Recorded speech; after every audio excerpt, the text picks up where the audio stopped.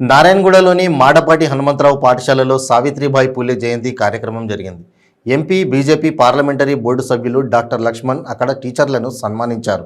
లక్ష్మణ్ మాట్లాడుతూ విద్య ద్వారానే మహిళల సాధికారత లభిస్తోందని, ఎర్రకోట నుంచి మహిళల టాయిలెట్స్ కోసం మాట్లాడిన గొప్ప ప్రధాని మోడీ అని అన్నారు. పేద పిల్లలు చదువుకునే స్థితికి ప్రస్తుత పాలకులు తెచ్చారని అన్నారు.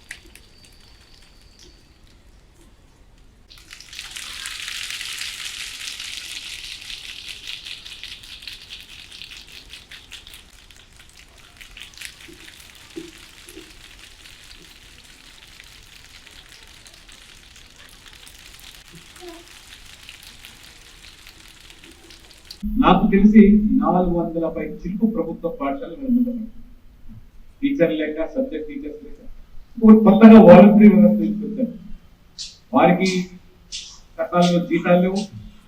అందులో పనిచేసినటువంటి కాలంలోనే వారికి ఏదో హాండ్లు సెలవుల్లో జీతాలు ఉండవు. అది తిరిగి దాన్ని మళ్ళీ ఇప్పుడు రెన్యువల్ చేయకుండా వాళ్ళకు కూడా జీతాలు ఇవ్వకపోవడం వల్ల పేద అమ్మాయిలు, అబ్బాయిలు చదువు కొనసాగేది ఎట్లా? కాబట్టి దయచేసి అమ్మాయిలు హక్కుల కోసం పోరాడాలి.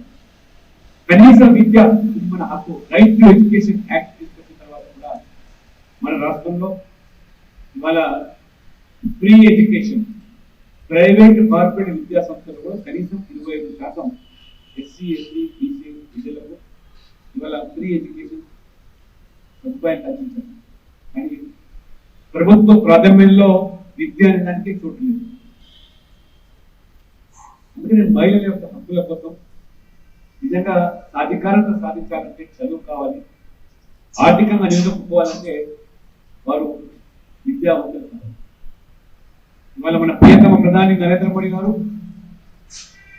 2014 ప్రధానమంత్రి అయిన తర్వాత మహిళల యొక్క గౌరవాన్ని కాపాడాలని చెప్పి మొదటగా వారు తీసుకున్న నిర్ణయం ఎర్రకోట నుంచి వారు తమ ఉపన్యాసంలో అతిపెద్ద ప్రజాస్వామ్య దేశంలో కొనసాగపడే మన దేశంలో ప్రధానమంత్రి ఎర్రకోట నుంచి మహిళల యొక్క మరుగుదొడ్ల గురించి, టాయిలెట్ల గురించి, పాఠశాలలో చదివే అమ్మాయిలకు విధిగా టాయిలెట్స్ ఉండాలనే అంశం ప్రస్తావించినప్పుడు హేళన చేశారు. ఒక పేద కుటుంబంలో పుట్టిన వ్యక్తి ప్రధానమంత్రి అయితే కనీస అవగాహన లేకుండా మాట్లాడుతున్నారని చెప్పి ఎగతాళి చేశారు. కానీ ఈరోజు ఆ స్వచ్ఛ భారత్ పేరు మీద మహిళలకు పల్లెల్లో, పట్టణాల్లో, పేద బస్తీల్లో ఊరి బయట తమ కాళ్ళ పుట్టలు తీర్చుకోవడానికి చెంపు పట్టుకొని పోయే సంస్కృతి ఇవాళ స్వస్తి బలికి విధిగా కేంద్రం ద్వారా ప్రతి ఇంటికి, ప్రతి వాడకు, ప్రతి పల్లెకు ఆర్థిక సహాయం సమకూర్చడం వల్ల 99.9% ఓపెన్ డిఫికేషన్ అనే దానికి స్వస్తి పలికి ఇవాళ ఈరోజు స్వచ్ఛ భారత్లో భాగంగా మహిళలు కట్టించిన మరుగుదొడ్ల టాయిలెట్లు, అవి మరుగుదొడ్లు కాదు, మహిళల యొక్క గౌరవాన్ని కాపాడే నిలయాలు. అమ్మాయిలు పాఠశాలలో టాయిలెట్ వ్యవస్థ లేకుండా చెప్పుకోలేక టీచర్లకు, తల్లిదండ్రులకు అర్ధాంతరంగా చదువు మానేసిన ఉద్యోగం కాదు.